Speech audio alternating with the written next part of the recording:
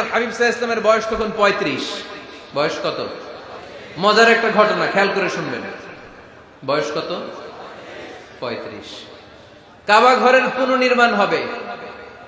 কাবা ঘরের 4টা কর্নারের একটা কর্নার আছে আর রুকনুল হাজারিল আসওয়াদ, যেখানে হাজরা আসওয়াদ পাথর থাকে, ওইটাকে সরানো হয়েছে। এখন কাবা ঘরের নির্মাণ শেষ, ওই হাজরা আসওয়াদ পাথর নিয়ে এটার কর্নারের মধ্যে সেট করা হবে। কিন্তু কে রাখবে? কারণ হাজরা আসওয়াদ তো যেন তেন পাথর নয়, জান্নাতি পাথর। কিয়ামতের দিন এই পাথরের ভেতরে আল্লাহ একটা জিহ্বা দিবে, 2টা চোখ দিবে। এই পাথর বলবে, আল্লাহ এই লোকগুলো আমারে চুমু দিয়েছিল, এর উসিলায় আজকে তুমি তার জান্নাতে ঢুকায় দাও। এটা অনেক সম্মানিত পাথর, এই পাথরকে বহন করাটাও সম্মানিত। 4 দলের মক্কার 4 নেতা বলে, এই সম্মান আমরা হাতছাড়া করতে চাই না, কেউ এই পাথরে হাত দিতে পারবে না। এক নেতা কয়, আমি নিব, আমি নিয়ে এটা কাবা ঘরে রাখবো। দ্বিতীয় নেতা বলে, না, এই পাথর আমি অন্য কাউরে দেব না, এটা অনেক সম্মানের, অনেক প্রেস্টিজিয়াস ইস্যু, আমি এই পাথরটা হাতে নিয়ে কাবা ঘরে রাখবো। তৃতীয় নেতা বলে, না, রক্তের গঙ্গা বইয়ে দেব, কিন্তু এই পাথর কাউরে দেব না। চতুর্থ নেতা বলে, না, আমি নেব। কিলাকিলি আছে না নাই? পাথর কয়টা? নেতা কয়জন? 4 জন। কিভাবে এই সম্মানিত পাথর নিয়ে সেট করবে? কেউ মীমাংসায় যেতে পারে না। এক মুরব্বী বলে, থাক, আজকের জন্য এখানেই সবার মুলতবি, আগামী দিনে এই মসজিদুল হারামের দরজা দিয়ে প্রথম যে ঢুকবে সে সিদ্ধান্ত দিবে। আল্লাহর মেহেরবানি, এর পরের দিন এই পথ দিয়ে ছুটে এসেছে বিশ্বনবী মুহাম্মদ। সুবহানাল্লাহ পড়বেন না? আল্লাহ পড়েন আওয়াজ করে। কামলিওয়ালা নবী প্রথম আসলেন, সবাই খুশি, জামিন রাদিনা বি। আরে আলামিন আসছে, আলামিন আসছে। সবাই বিশ্বনবীকে বললেন, এই এই ঘটনা। কেউ তো পাথর ছাড়তে চায় না। পাথর হইল একটা, নেতা কয়টা? এখন কে এই পাথর নিয়ে রাখবে? এই নিয়ে মারামারি। আল্লাহর হাবিব সাল্লাল্লাহু আলাইহি ওয়াসাল্লাম বললেন, তাই হালুম্মা ইলাইয়া সাউবান, একটা কাপড় নিয়ে আসো, আমি এখনই সলিউশন করে দিচ্ছি। সুবহানাল্লাহ নাই? কাপড় নিয়ে আসা হলো। বিশ্বনবী বললেন, কই পাথর? সবাই বলল, এই পাথর। আল্লাহর হাবিব সাল্লাল্লাহু আলাইহি ওয়াসাল্লাম মোবারক হাত দিয়ে পাথরটা তুললেন। 4 নেতারে বললেন, ও 4 নেতা, কাপড়ের 4 কর্নারে তোমরা ধরো। 4 নেতা কাপড়ের 4 কর্নারের মধ্যে ধরলো। বিশ্বনবী নিজ হাতে পাথরটা নিয়ে কাপড়ের মাঝখানে রেখে দিলেন। এবার বিশ্বনবী আগে আগে যায়। 4 নেতারে বললেন, 4 কর্নার ধরে পাথরটারে নিয়ে আমার পেছনে পেছনে আসো। কাবার কাছে যে বিশ্বনবী আবার নিজ হাতে পাথরটা তুললেন, আবার নিজ হাতে কাবার ভেতরে রেখে দিলেন। পড়েন সুবহানাল্লাহ। সম্মান আসলে 4 নেতার দিকে যায় নাই, সম্মান গিয়েছে বিশ্বনবীর দিকে। এতক্ষণ কাউরে দিবে না, এখন কেউই ধরতে পারে নাই, তারপরেও খুশি। সুবহানাল্লাহ কইবেন না? প্রথমে যে হাজরে আসওয়াদ পাথর ধরছে কে? বিশ্বনবী। কাপড়ে রাখছে কে? বিশ্বনবী। আবার কাপড় থেকে উঠিয়ে হাজরে আসওয়াদের পাথরটারে কাবার ভেতরে ঢুকাইছে কে? সুবহানাল্লাহ কইবেন না? সব সম্মান গেল বিশ্বনবীর হাতে, সব স্টেটাস গেল বিশ্বনবীর হাতে। 4 নেতা কাপড়ের কিনারা ধইরাই খুশি। এইটাই বলে নেতৃত্বের গুণাবলী। চিল্লায় বলো ঠিক কিনা? কনফ্লিক্ট রিজলভিং এবিলিটি, বিরোধ নিষ্পত্তি করার কোয়ালিটি থাকা চাই, তবেই তিনি নেতা। কি কারিশমা দেখছেন? What a charismatic leader. এতক্ষণ রক্তের বন্যা বইয়ে দিবে, কাউরে দিবে না পাথর। এখন কেউই ধরতে পারে নাই, কিন্তু স্লোগান দিতেছে জিন্দাবাদ। আসরা নাই? নেতা হইলে এরকম নেতা হইতে হবে। মদিনাতে আউস আর খাজরাজ গোত্রের যুদ্ধ 120 বছরে। কয় বছর? কেউ থামাতে পারে না, রক্তক্ষয়ী যুদ্ধ। আল্লাহর হাবিব সাল্লাল্লাহু আলাইহি ওয়াসাল্লাম মক্কা থেকে মদিনায় এসে 7 দিনের ব্যবধানে 120 বছরের যুদ্ধ থামাইয়া দিলেন। এতদিন এই গোত্রের লোকের সাথে এই গোত্রের কোনো বিয়ে নাই, এই গোত্রের লোকের সাথে এই গোত্রের কোনো অর্থনৈতিক লেনদেন নাই। বিশ্বনবী যখন আউস খাজরাজের যুদ্ধ থামিয়ে দিলেন, মদিনাতে আনন্দের ধুম পড়ে গেল, নতুন নতুন উৎসবের ধুম পড়ে গেল। সব ভাই ভাই। নেতা হইলে এরকম নেতা হইতে হবে, কোনো মারামারি থাকতে পারবে না সমাজে। চিল্লায় কোন ঠিক কিনা? নেতা আসলেই সমাধান, নেতা আসলেই। সহিহ বুখারীতে একটা কিতাব আছে, কিতাবুস সুলহ, মীমাংসার অধ্যায়। একটা বাব আছে, বাবু কওলিল ইমামি লিআসহাবিহি ইযহাবু বিনা নুসলিহ বাইনাহুম। ইমাম সাহেবের এই কথা যে আমাদেরকে নিয়ে চলো, আমরা মিলাইয়া দেব, এটা আল্লাহ রাসূল সাল্লাল্লাহু আলাইহি ওয়াসাল্লামের একটা বিখ্যাত ডায়ালগ। ডায়ালগটা কি? খেয়াল করে শুনেন। যুদ্ধ, মারামারি আর ঝগড়া শুনলেই আল্লাহ রাসূল সাল্লাল্লাহু আলাইহি ওয়াসাল্লাম বলতেন, ইযহাবু বিনা নুসলিহ বাইনাহুম। আরে আমরা আছি তো, আমগরে নিয়ে যাও না, আমরা মিলাই দিব। সুবহানাল্লাহ পড়েন। মারামারি দেখলে বিশ্বনবী মিলায় দিতেন। আল্লাহর হাবিব সাল্লাল্লাহু আলাইহি ওয়াসাল্লাম বলতেন, আলা উখবিরুকুম বিআফদালি দারাজাতিন মিনাস সালাতি ওয়াস সিয়ামি ওয়ান নুসুক। রোজা, নামাজ, সালাতের চেয়ে বড় একটা সওয়াবের কাজ আছে, ওটা কি আমি তোমাদের বলবো না? সাহাবারা বললেন, সেটা আবার কি? বিশ্বনবী বললেন, ইসলাহু যাতিল বাইন। দুইজন ঝগড়া করতেছে, তুমি ঝগড়া না লাগায় দিয়ে মিলাই দিবা, এর চেয়ে ভালো কাজ হয় না। জোরে কোন ঠিক কি না? সবচেয়ে শ্রেষ্ঠ কাজ। নোয়াখালীতে আগুন লাগলে আপনারা কি দিয়ে নিবা? কি দিদায়? পানি। অনেক ওই জায়গায় তেল ডাল। জ্বলতেছে কি? আগুন। আগুন নিবানোর জন্য ঢালবেন কি? অনেকে ঢালে কি? তেল। আহা না, আপনি থামায় দিবেন, মিলাই দিবেন। আপনার জন্য ভালো জিনিস মিলাই দিবে কে? 7 নাম্বার, ফারসাইটেডনেস, দূরদৃষ্টিতা, ভিশনারি অ্যাটিটিউড, ফিউচারিস্টিক। নেতা অনেক দূর দেখতে পায়, তিনি দূরদর্শী। কর্মী যত দূর দেখে, নেতাও যদি তত দূর দেখে, দেশ চলবে? কথা বলেন। কর্মী যদি দেখে 500 মিটার, নেতার দেখতে হবে কয় মিটার? 1000 মিটার। কর্মী যদি দেখতে পায় 1000 মিটার, নেতার দেখতে হবে কয় হাজার মিটার? 2000 মিটার। কারণ নেতা হবে ফিউচারিস্টিক, ভিশনারি, স্বপ্নবাজ, স্বপ্নচারী। নেতাকে স্বপ্ন দেখতে হয়, ওই স্বপ্ন জাতিকে দেখাতে হয়। চিল্লায় বলেন ঠিক কি না? মানুষ তার স্বপ্নের সমান বড়। আপনি কত বড় আপনার স্বপ্ন শুনলে বোঝা যাবে। স্বপ্ন সেটা না যেটা মানুষ ঘুমিয়ে ঘুমিয়ে দেখে, স্বপ্ন সেটা যেটা অর্জনের আকাঙ্ক্ষা মানুষকে ঘুমাতে দেয় না। আল্লাহর হাবিব সাল্লাল্লাহু আলাইহি ওয়াসাল্লাম স্বপ্ন দেখিয়েছেন সাহাবাদেরকে, বিশ্ববিজয়ের স্বপ্ন, ইসলামকে বিজয়ী শক্তি হিসেবে দেখার স্বপ্ন। চিল্লায় বলেন ঠিক কি না? আল্লাহর হাবিব বলতেন, ইন্নাল্লাহা জাওয়ালি আল আরদা ফারাআইতু মাশারিকাহা ওয়া মাগারিবাহা। আল্লাহ তাআলা গোটা বিশ্বটাকে ছোট্ট করে আমার সামনে দেখিয়েছে। আমি ফুটবলের সাইজের এই পৃথিবীর প্রাচ্য পাশ্চাত্য, ডানে বায়ে সামনে পেছনে সবটাই দেখেছি। ওয়া ইন্না মুলকা উম্মতি সায়াবলুগু মা জুবিয়ালি। যত দূর আল্লাহ আমারে দেখিয়েছে, তত জায়গায় লা ইলাহার পতাকা পথ করে একদিন উড়বে। কোন একদিন এদেশের আকাশে কালিমার পতাকা উড়বে। সেদিন সবাই খোদাই বিধান পে দুঃখ বেদনা ভুলবে। এটাই আমাদের স্বপ্ন। চিল্লায় বলেন ঠিক কি না? স্বপ্ন দেখতে জানতে হয়। সুলহে হুদাইবিয়া চলতেছে, সন্ধি। 1400 সাহাবা নিয়ে বিশ্বনবী মক্কায় আসলেন উমরা করতে। কাফেররা বলে, গো ব্যাক, অ্যাবাউট টার্ন, ফিরে যাও, হবে না। আল্লাহ রাসূল সাল্লাল্লাহু আলাইহি ওয়াসাল্লাম অনুরোধ করলেন, দাও না, উমরার নিয়ত করে এসেছি। ইজার আর রেদা পড়ে কাফেররা বলে, না, আগামী বছর, এই বছর হবে না, চুক্তি করো। চুক্তির মধ্যে লেখা হলো, মা খাবা আলাইহি মুহাম্মাদুর রাসূলুল্লাহ। ঠিক আছে, চুক্তি 10 বছরের, মুহাম্মদ রাসূল সাল্লাল্লাহু আলাইহি ওয়াসাল্লামের পক্ষ থেকে চুক্তি। কাফেররা বলে, না, আমরা তো তোমার রাসূলুল্লাহ মানি না। তোমার রাসূলুল্লাহ মানলে তো মা সাদাদনাকা আলা শাই, তোমার সাথে কোনো ঝগড়াই নেই, রাসূলুল্লাহ কাটো। সাহাবীরা তেড়ে উঠলেন। ওমরে ফারুক বলেন, মুখ সামলে কথা বল। সুহাইল ইবনে আমির, তোর জিহ্বাটা আমি টেনে ছেড়ে ফেলবো, সাবধান। আমার নবী শেষ নবী, শেষ রাসূল মুহাম্মদ রাসূলুল্লাহ কাটার ক্ষমতা কারো নাই। আমি ওমর বেঁচে থাকলে কেউ কাটতে পারবে না। বিশ্বনবী বললেন, ওমর সরে যাও, কেটে দাও। সুবহানাল্লাহ কইবেন না? মুহাম্মদ রাসূলুল্লাহ কাফেররা মানে না। কাফেররা কয়, তুমি লেখো মুহাম্মদ ইবনে আব্দুল্লাহ, আব্দুল্লাহর বেটা মুহাম্মদ। কারণ মুহাম্মদ রাসূলুল্লাহ যদি এই সন্ধিতে থাকে, চুক্তি, তার নিচে আমরা সিগনেচার করি, তার মানে এটাই প্রমাণ হয়ে যায় আমি তোমাকে রাসূল বলে মানি।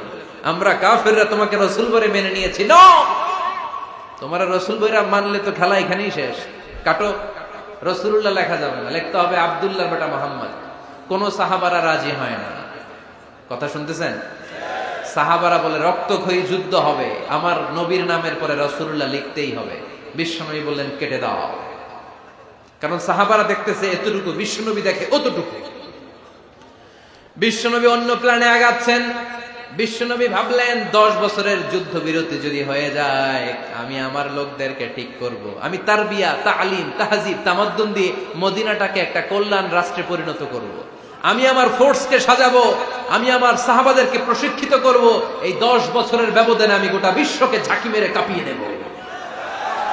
কিন্তু সাহাবারা পড়ে আছে রাসূলুল্লাহর মধ্যে। সাহাবারা পড়ে আছে কই? সাহাবারা এর চেয়ে বেশি ভাবতে পারতেছে না। সাহাবারা বলে রাসূলুল্লাহ কাটা যাবে না, বিষ্ণু বলেন কেটে দাও। তার মানে নেতা কর্মী যদি দেখে 500 মিটার, নেতার দেখতে হবে 1000 মিটার। চিল্লায় বলেন ঠিক কি না? নেতার 9 নাম্বার গুণাবলী, a leader should be very strategic. নেতাকে কৌশলী হতে হয়। কৌশল না জানলে উনি নেতা হতে পারে? বলেন। ডিপ্লোম্যাটিক কোয়ালিটি, কূটনীতি যদি না জানা থাকে নেতা হইতে পারবে? আল্লাহর হাবিব সাল্লাল্লাহু আলাইহি ওয়াসাল্লামের মতো বড় কূটনীতিবিদ পৃথিবী দেখেছে? কথা কন না কেন? দেখেন কি ধরনের স্ট্র্যাটেজি আমার নবী ফলো করতেন। আমার নবী যদি যুদ্ধ করতে কোথাও যেতেন, অ্যাটাক করবেন ডান দিকে, অ্যাটাক করবেন কোন দিকে? খায়বার অ্যাটাক করবেন, খায়বার ডানে। বিষ্ণুবী বের হতেন মদিনার বাম দিক দিয়ে। যাবেন কই? ডানে। আওয়াজ করে বলেন যাবে কই? কিন্তু মদিনা থেকে বের হইতেন কোন দিক দিয়ে?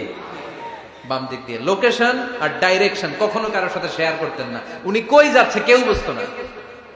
বাম দিক দিয়ে বের হয়ে অনেক ঘুরে তারপরে ডান দিকে যেতেন। সুবহানাল্লাহ পড়বেন না? অ্যাটাক করার সময় 3টা অপশন দিতেন, choose any of the options. যে বলতেন নাম্বার 1 আসলিম তাসলাম, ইসলাম মানো, ভাই ভাই আমার হৃদয়ে চলে আসো, তোমরাও ভাই আমরাও ভাই, দুনিয়াতেও শান্তি আখিরাতেও শান্তি। এটা যদি ভালো না লাগে, option 2 you pay the tax, we provide you the security. তোমরা ট্যাক্স দিবা, আমরা তোমাদেরকে সিকিউরিটি দিব। ইউতুনা আল জিজিয়াতা আন ইয়াদিন ওয়া হুম সাগিরুন, তোমরা জিজিয়া দিবা, আমরা সিকিউরিটি দিব। প্রথম অপশন মুসলমান হইলা না, আমাদের ভাইও হইলা না। দ্বিতীয় অপশন ট্যাক্সও দিবা না, কাফির থাকতে মনে চায় থাকো, খ্রিস্টান থাকো, ইহুদি থাকো, ধর্মান্তরিত হওয়া লাগবে না, খালি ট্যাক্স দিবা, ওইটাও ভালো লাগে না। 3 নাম্বার অপশন হচ্ছে the sword will decide what gonna happen among আস, তলোয়ার ফয়সালা করবে এখন কি হবে। সুবহানাল্লাহ কইবেন না? প্রথমেই যেই কোথাও অ্যাটাক করতেন বিশ্বনবী, সবসময় ডিফেন্সিভ মোডে থাকতেন, আত্মরক্ষার মোডে থাকতেন।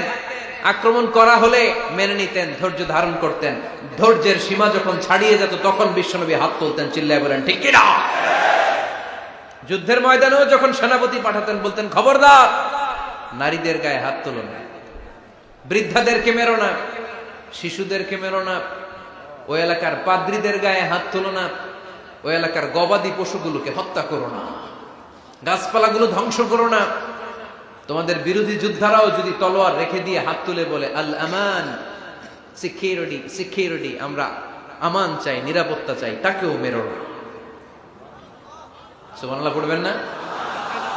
গোটা বিশ্বকে সভ্যতা শিখিয়েছেন। মক্কা বিজয়ের পরে গণধর্ষণ করেন নাই, গ্রামকে গ্রাম তিনি জ্বালিয়ে দেন নাই, হাজার হাজার লক্ষ লক্ষ শত্রুকে এক বাক্য দিয়ে ক্ষমার ঘোষণা দিয়েছেন, চিল্লায় বলেন ঠিক কি না?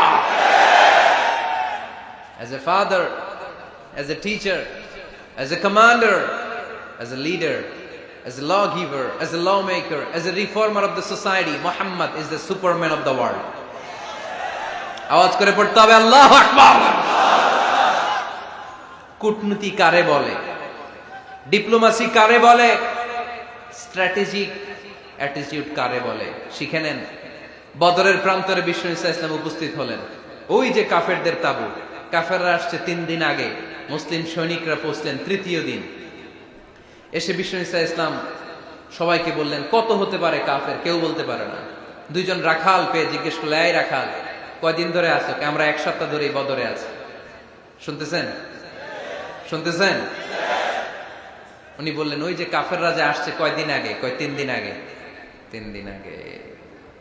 কত হবে সংখ্যা? কলু কাসীর, অনেক। কত হইতে পারে? রাখাল 2 টাকা জানি না। আল্লাহ রাসূল সাল্লাল্লাহু আলাইহি ওয়াসাল্লাম চিন্তায় পড়ে গেলেন, কারণ ওনার যুদ্ধে অ্যাটাকের সিস্টেম ছিল শত্রু সংখ্যা কত এটা আমাকে জেনে নিতে হবে। সুবহানাল্লাহ পড়বেন না? অনেক কৌশল হাতড়িয়ে এবার বিশ্বনবী আবার রাখাল 2 টাকে ডেকে পাঠালেন, বললেন কাম ইয়ানহারুনা কুল্লা ইয়াউম, ওরা আসার পর থেকে প্রতিদিন খাওয়ার জন্য কয়টা করে উট জবাই করে? এবার ওরা বলল প্রথম দিনে ইয়াউমান তিসআন, প্রথম দিন খাওয়ার জন্য উট জবাই করেছে 9টা। অফিল ইয়াউমি সানি 10, আর দ্বিতীয় দিনে উট জবাই করেছে 10টা। বিশ্বনবী বললেন তাই ইদান আল কওমু মা বাইনা 900 ওয়াল আলফ, তাহলে কাফেররা 900 থেকে 1000 এর মধ্যে হবে। কত ছিল কাফেরের সংখ্যা? বদরের যুদ্ধে কাফেরের সংখ্যা ছিল কত? 1000। কিভাবে নমুনা দেখে আলামত সংগ্রহ করতেন? ওরা কয়টা উট জবাই করেছে 2 দিনে প্রথম দিন 9টা, দ্বিতীয় দিন 10টা। বিশ্বনবী হিসাব মিলাই ফেললেন যোগ বিয়োগ দিয়ে, কাফেরের সংখ্যা 900 থেকে 1000-এর মধ্যে হবে। হিসেব করে দেখা গেল 1000 সৈনিক এসেছিল সেই বদরের যুদ্ধে। চিল্লায় বলো আল্লাহু আকবার। স্ট্র্যাটেজি জানতে হয় না, তাকে কৌশল জানতে হয়। সর্বশেষ নেতার যে গুণ, এটা বলে শেষ করব, সাকসেশন ম্যানেজমেন্ট। নেতা ভালো নেতা বানায়া যায়, ঠিক কিনা? A good leader produces a good leader. একজন ভালো নেতা তখনই ভালো নেতা যখন সে নতুন করে ভালো নেতা তৈরি করে দিয়ে যায়, ঠিক কিনা? সে যদি নতুন নেতৃত্ব তৈরি করে দিয়ে না যায়, সমাজ চলবে? চলবে? এটাকে বলে দি সাকসেশন ম্যানেজমেন্ট। আল্লাহ রাসূল সাল্লাল্লাহু আলাইহি ওয়াসাল্লাম ভালো সাকসেসর রেখে গিয়েছিলেন, এমন কিছু যোগ্য নেতৃত্ব তৈরি করে গিয়েছিলেন। উনার পরে টানা 30 বছর নেতৃত্ব নিয়ে মুসলিম উম্মাহকে 1 সেকেন্ডও ভাবা লাগে না। চিল্লায় বলো মুসলমান, ঠিক কিনা? ভালো নেতা বানায়। নেতা খালি নেতৃত্ব দেয়, উনি কোনো নেতা বানায় নাই। এটা কি নেতা? কথা বলেন। এবার উত্তর দেন। আমার নবী ইন্তেকালের আগেই যোগ্য নেতৃত্ব তৈরি করে রেখে গিয়েছিলেন কি জান নাই? কাকে রেখে গেছেন? আবু বকর। আরহামু উম্মতি বি উম্মতি আবু বকর, এই উম্মতের সবচেয়ে রহমদিল। আর কারে রেখে গিয়েছেন? ওমর। আশাদ্দুহুম ফি আমরিল্লাহি ওমর। আল্লাহর জমিনে আল্লাহর দ্বীন বাস্তবায়নে সবচেয়ে কঠোর ছিল ওমর। ওনার ক্যারেক্টারিস্টিক এমন ছিল, কথার আগে হাত চলতো। জোরে কোন ঠিক কিনা? আল্লাহর হাবিব সাল্লাল্লাহু আলাইহি ওয়াসাল্লাম বলতেন, লা নাবিয়্যা বা'দি ওয়ালা রাসূলা। আমার পরে নবীও নাই, রাসূলও নাই, তবে লাউ কানা বা'দি লাকানা ওমর। আমার পরে যদি নবী হওয়ার যোগ্যতা কারো থাকে, আমার ওমরের সেই যোগ্যতা আছে। প্রভু তুমি বলেছো রাসূল দেবে না, বলনি দেবে না ওমর, বলনি দেবে না হামজা তারি, খালিদ বিজয় সমর। প্রভু তুমি বলেছো রাসূল দেবে না, বলনি দেবে না ওমর, বলনি দেবে না হামজা তারি, খালিদ বিজয় সমর। প্রভু তুমি বলেছো রাসূল দেবে না। সুবহানাল্লাহ পড়েন।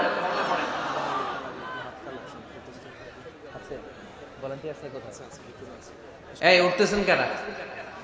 হ্যাঁ, উঠলেন কেন? এই 2 ঘন্টা ওয়াজ শোনার পরে শেষ বেলায় আপনারা উঠে যাবেন না? বিশৃঙ্খলা আমি দেখতে চাই না।